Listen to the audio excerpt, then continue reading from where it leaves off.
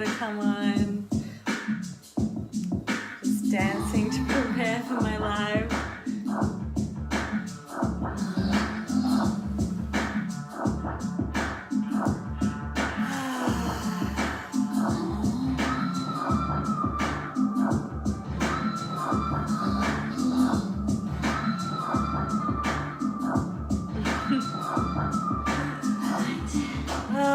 Just wait for a few more people to come on. Hey guys, I can see there's a couple little faces popping up. Just enjoy the song. I don't know if it's working because it's live, but just dancing to bring myself fully into the space and get ready to connect with you all.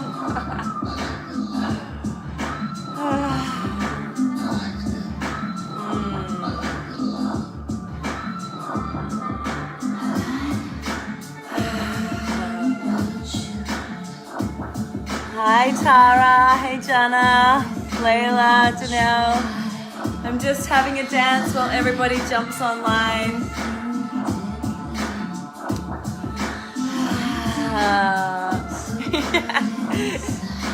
Have a dance.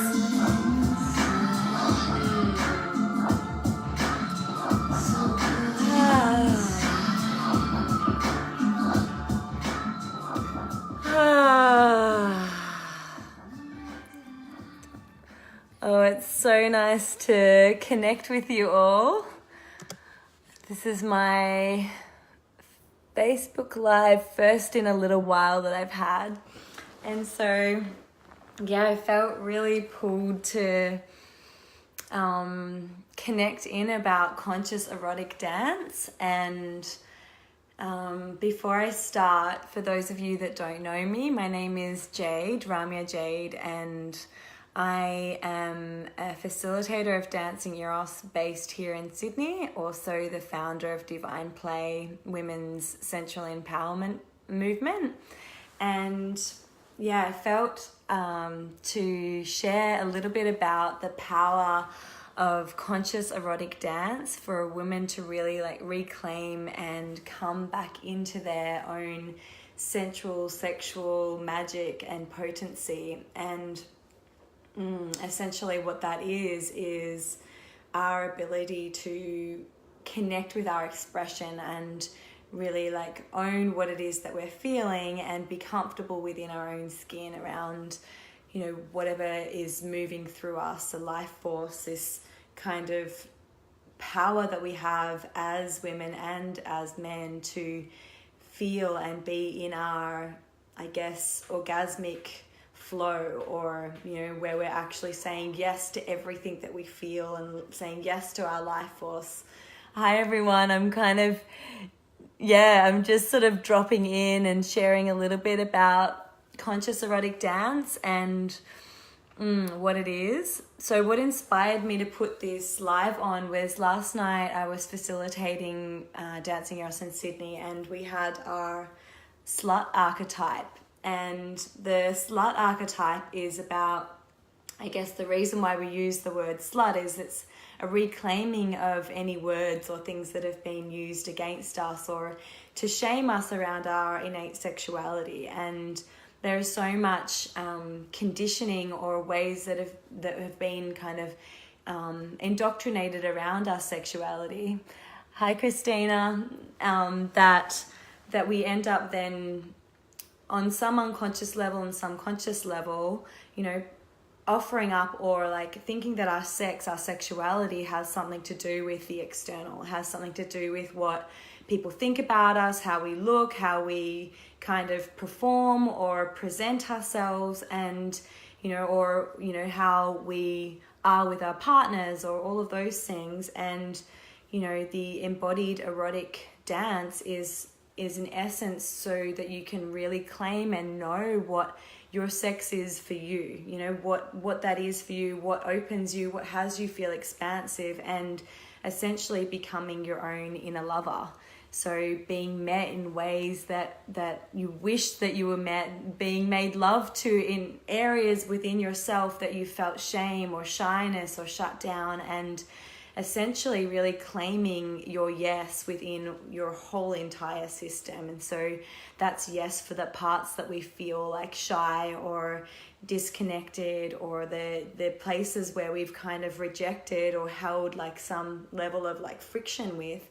If we can expand and open to whatever it is that we're feeling, then that in itself like can create a whole flow-on effect of pleasure in our system. And so the conscious erotic dance is a practice of being able to come back into your body, come back into your feeling, connect with your own touch, explore what it is that feels resonant and good, what feels good for you, not for anybody else but for yourself. And so, you know, it's not something that it's relying on the external so that you can know what your pleasure is, or know what your needs are, or what your desires and your wants are, and really claiming our sexuality as our own essence. And so one of the things that I really loved about last night was this, you know, realization that as I'm facilitating so much of this work for other women, there was this deep desire in me,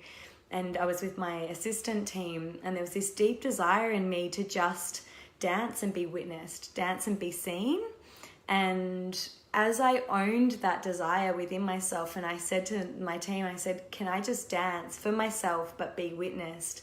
And in that, it was like this full radiant joy and permission around my feminine juice, my life force, like that flower that, you know, it doesn't have to explain itself or apologize for being in its beauty or its essence. It just is its own fragrance and moving through. And when we can really like connect with our breath and move our bodies in ways that feels like good, or like in through the parts of our bodies that hold these like stagnated or you know, like physiological like ways of holding, if we start to move and open them in the body, like so much can shift. And you know, in the being seen, in the being witnessed, in that, in the being witnessed in like in my joy, in my like feeling, in my rapture within myself, it was like this blossoming within myself. It's like that opening to the heart, opening to the sex, and not having to be to give anything or to get anything, but the gift of itself overflowing. The gift of itself like is in it feeling good for me, and then it is like that radiant blossoming in the feminine, that exuberant confidence that you like see, or maybe you like desire, or you know, you might have that sense of a woman that's in her body and in her power when she holds that. And rather than it being something that's the cause of disconnect, then it can be actually something, when we connect together as women, it's just something to be celebrated. It's something so beautiful, and like not a flower that you want to pick, but something that you just love and enjoy the fragrance of it, and it just exists because it does. Yeah, hey Jenny, hey Seth, hey Laura, Zin. Yeah, thanks Seth. Yeah, I feel like, and after that, it was like in claiming what my desire was. My desire was to be seen and to like dance and move and feel what I'm feeling. And in the owning of that, this like opening to more connection, opening to more genuine expression, and we're being witnessed 24/7 in our lives, and how embodied we are in ourselves, how comfortable we are in all of the different expressions and the different feelings that we go through determines how much we either contract our energy and our life force, or our sexual energy, our orgasmic energy, or how much we can actually just say yes to it, and it allows us to still be big and radiant and in the world and confident. And even when shit's coming up, it's okay, because, you know, it's that full permission, full yes for all of it. And when a woman or a man is able to really own that for themselves, they can, you know, use that magnetism with like a deeper level of like knowing of their own integrity, of what feels like honoring and in connection to their heart and their sex, and And then when they share it consciously. And like when we actually channel that energy, it can be channeled into like creative projects or things that we desire, or like, you know, the way that we show up in our workplaces or in our like our relationships, or, you know, from a really full and nourished place from the inside out. And so yeah, having this like ability to connect with our body, connect with our breath, and essentially shift stuff that might have been unconsciously holding us back, or like so many layers of shame that we hold as, so many layers of shame that we hold as a, you're watching with your kids, such an awesome message. Love this being witness and stay in connection.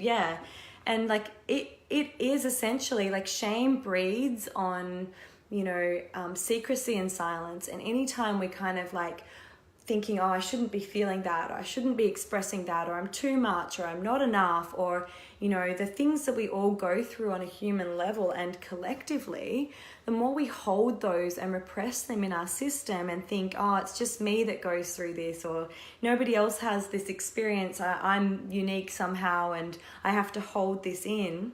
When those like pieces of ourselves or the story of who we think we are get suppressed and held in our body, they literally like lock down our pleasure. They lock down our confidence or our ability to really like show up in the world. And then when we really like want to be known or seen or loved for who we are, it's really hard because there's all of these layers of, you know, disconnect or shutdown, and, you know, also the collective disconnect, like we're the only ones experiencing things that give us challenge or confront us. When I've been in the spaces with hundreds of women over the last, 3, 4, 5 years, even more, you know, the thing that comes up again and again and again, and it's such deep medicine and it's so simple, is that when someone shares really vulnerably, like something that's going on for them quite intimately or that they're challenged with, 9 times out of 10, if not like 10 times out of 10, what they've shared, there'll be a level of resonance in the room. There'll be a handful, or if not all of the people in the room that also are nodding their heads going, fuck, I thought that was just me. You know, I thought that was just my story. And this is how something like shame breeds collectively, and we store it in our bodies, and we we either are busy disowning the fact that we have this sexual energy in ourselves, and we actually there might be part that wants to be all seductive and joyful and enjoying our bodies and dance and, being in that desirous, playful beauty within ourselves. And, or, it's either that's shut down, or it's we've sort of manipulated it or used it to get our needs met in a way that doesn't have us feeling fully in alignment or in integrity. It's I'll present myself a certain way, or I'll show up at, put up all of the facades to make myself do the right moves that look sexy, but not necessarily feeling sexy from the inside.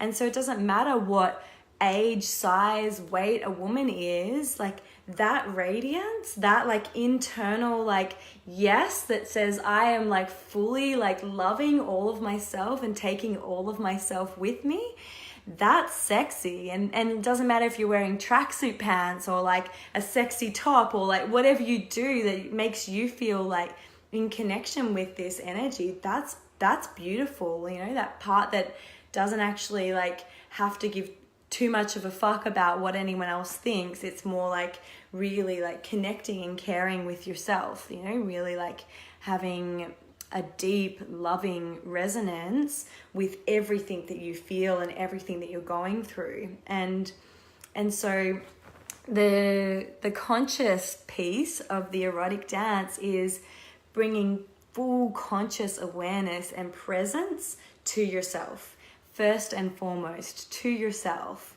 And so it's giving yourself the most exquisite loving attention and being with yourself 100% and learning what that's like to be with yourself whilst you're also in the world and in connection with others. And so it's not so much, hi Amy, hey Corinne.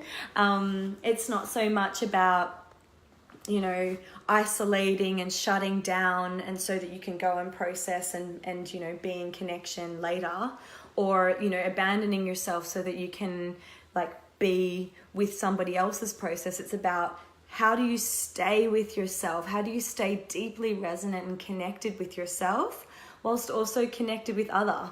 And the piece of that is like being present and coming into your body. And so the dance piece is around, you know, the embodiment and movement and being in your body. So connecting with your breath and feeling your touch, and sound has a big part to play. So sound is like your expression and your like your ability to express what you're feeling from the inside, and it moves and shifts things. So, you know, it's our pleasure sounds, our pain sounds. It's the ways that we can, you know, when we're making love, we're making sound, or when we're crying, wholehearted tears, like sounding, and that's a way of energy moving through the body. And so, you know, that's essentially, it's less of a choreography or like some moves that you're doing. It's more of a way of accessing what your authentic expression and movement is. And yeah, so it's the eroticism is your life force energy. The breath supports with that, like your own exploration of your touch and what feels good and what turns you on for yourself. And yeah, so I feel like, you know, this work or doing erotic conscious dance is one of the biggest ways that a woman can access and reclaim her power and know what's inside her body and say a full yes to everything that she feels. And then the level of embodiment and comfortability and permission that she gives and is within the world, it has a ripple effect, you know. And so yeah, and that's what dancing Eros essentially is. We're going through the 5 conscious erotic archetypes of the feminine, and those are the priestess, the erotic mother, the maiden, wild woman, and the slut. And so each of them has a different resonance and frequency to support a woman to really like know herself and come back home and have like a roadmap for a deeper intimacy and love making in herself. And then when she's connected internally, you know, the way that she connects with her partner or her lover, or, you know, even the way that she's with her friends, or, you know, I bumped into one of the women that's in my course. She's one of the assistants, one of the priestesses in the course. And we were just like out the front of this cafe the other day, and we just hugged, and it was just this like luscious, wholehearted, juicy hug, because I've just like seen her in all of her shades and flavors, and there's just so much love there. And the guy that she was having like breakfast with or whatever, he just kind of smiled and was like, oh my God, I want to take a photo. Like the way that you guys are with each other is so beautiful.